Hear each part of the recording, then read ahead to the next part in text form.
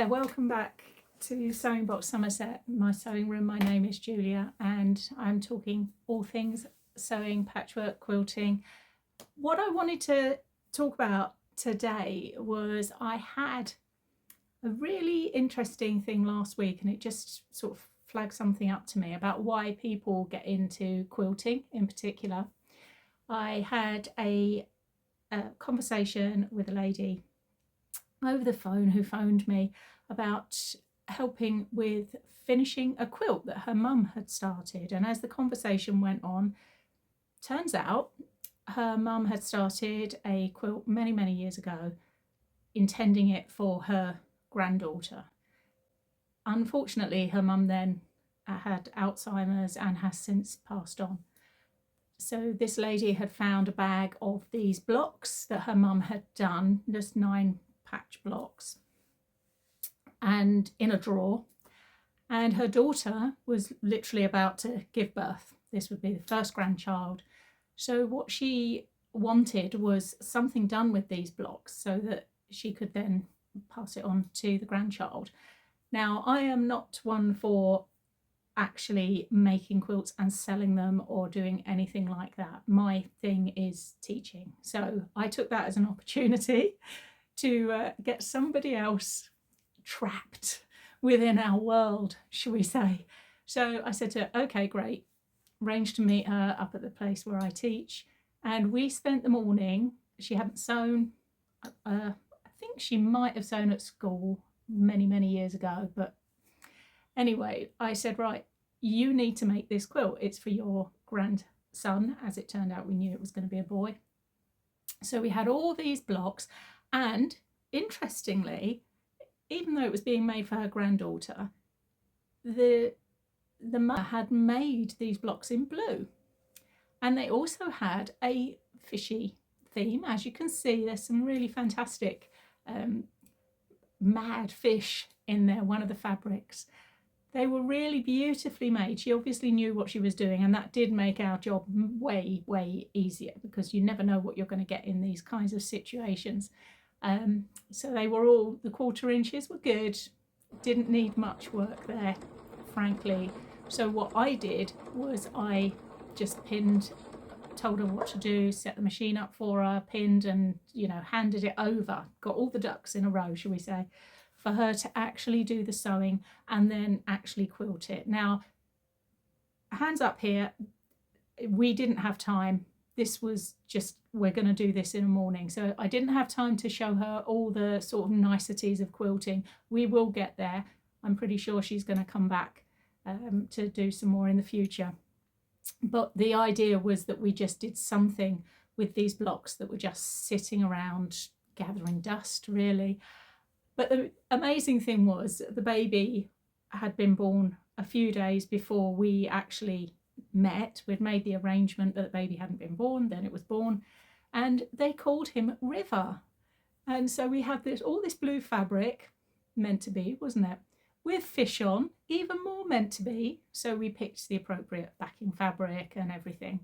But what it kind of brought to me, I very often get people starting their quilting journey because of a baby. I myself did exactly that. I can remember vividly standing in front of the quilts at the American Museum in Bath, which has a fantastic collection of quilts, and it has a textile room with about 50 quilts on show normally. And I'd always done sewing, dressmaking, my mother had as well, but I'd never quite got quilting.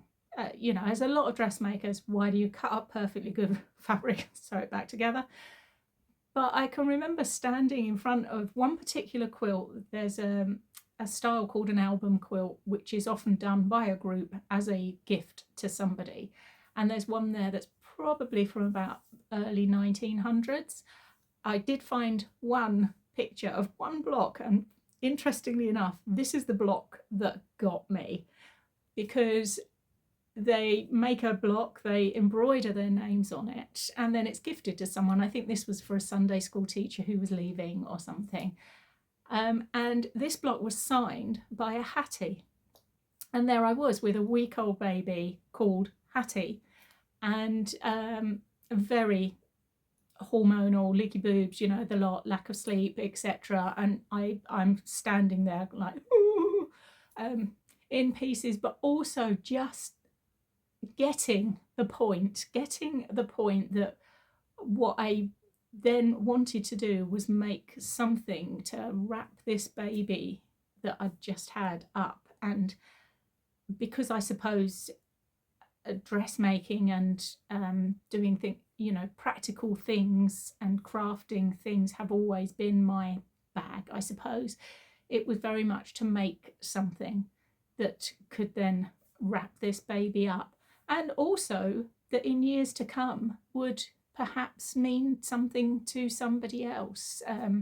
So as I say, I think very often that's what starts people on their journey, that they'll come and say, oh, I've got a new grandchild, you know, I want to make a quilt for them, especially if they can't knit, because if the other granny maybe can knit, they're left going, oh, what can I do that's going to be special? And those first quilts are always the ones that are extremely special and then lead on through this journey.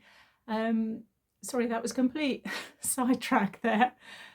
But where I'm heading with this waffle basically is about labels, because that quilt that I saw, what got me was, of course, this is literally somebody's handwriting from, you know, nigh on 100 years ago.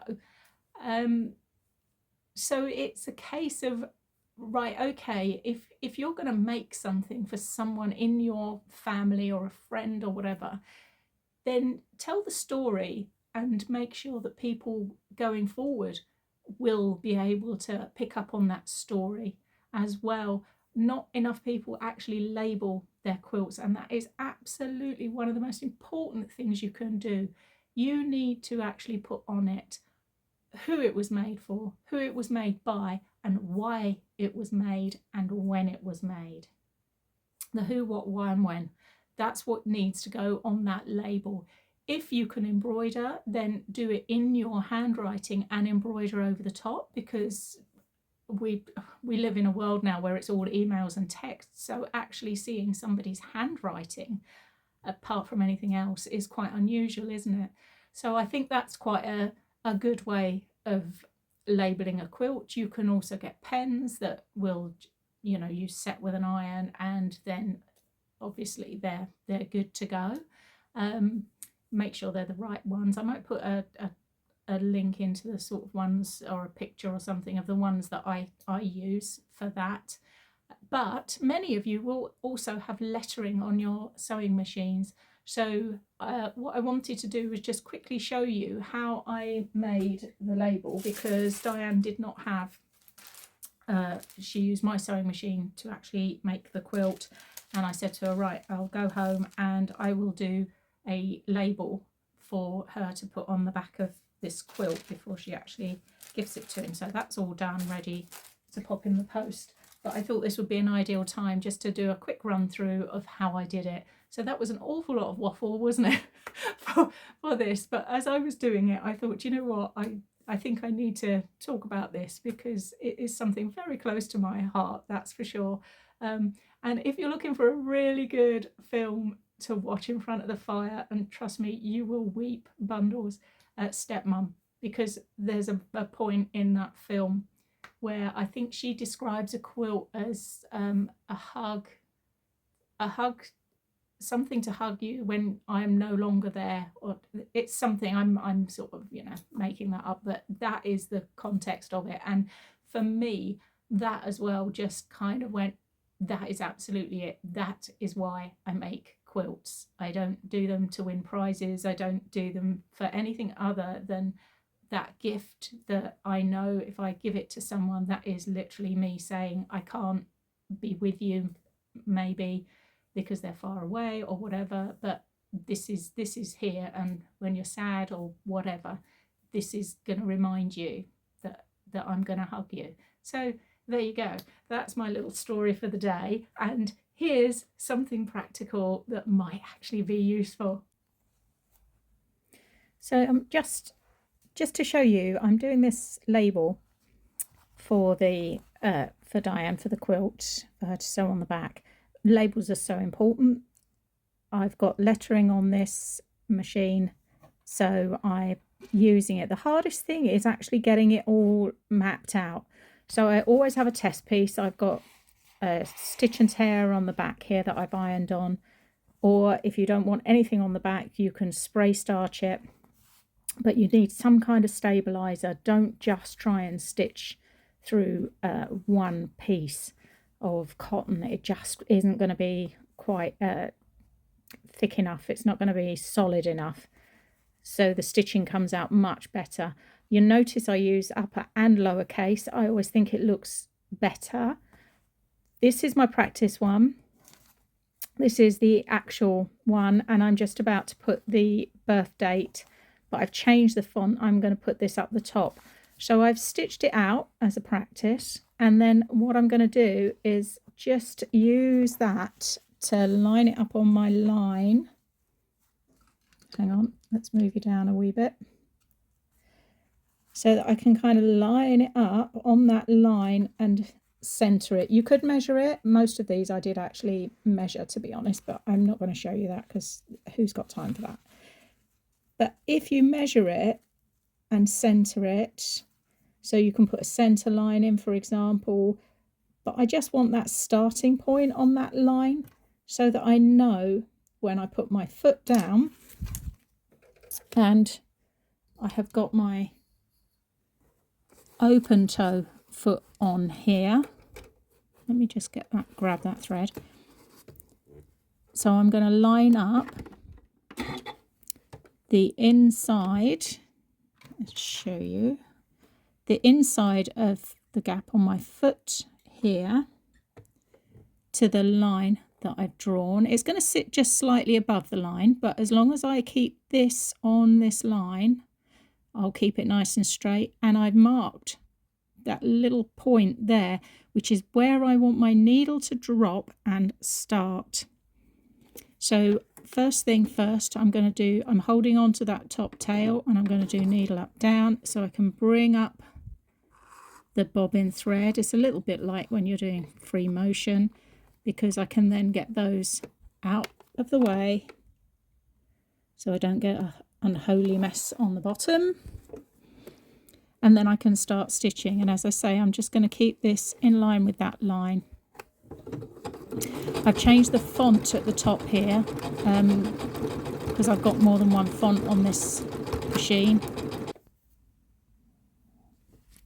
So you can use your seam ripper to go in and just go between each of the letters to get rid of what are called the jump threads, where it's just taking it over to the next letter. You don't need those.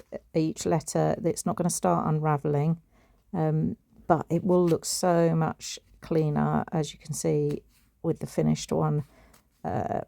Once you get rid of this, it will take a while, but it's well worth doing. It really is.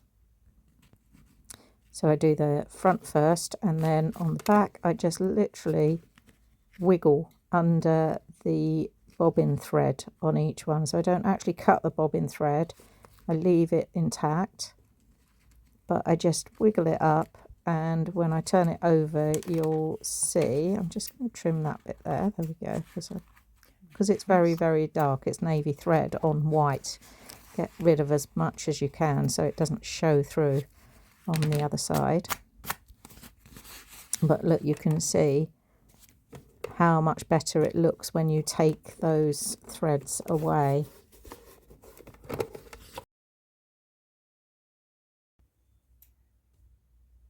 So the label is done, and I've just wrapped it and put it in some card. It's all pressed under, ready to be stitched onto the back of the River's quilt. And a quilt that has been literally stitched many years apart, but by both his grandmother and his great-grandmother, and I think that's just what's such a nice part of this story. She may never have met him, but that does not mean that that she's not somehow involved. And I think for Diane's daughter, that's going to mean an awful lot, actually. So anyway, I hope you enjoyed that and have found that useful. I'll put a link, because I did do a sort of a longer video on the lettering for Janome Stitch Club when I was doing those. So if anyone wants to maybe look at those a little bit more.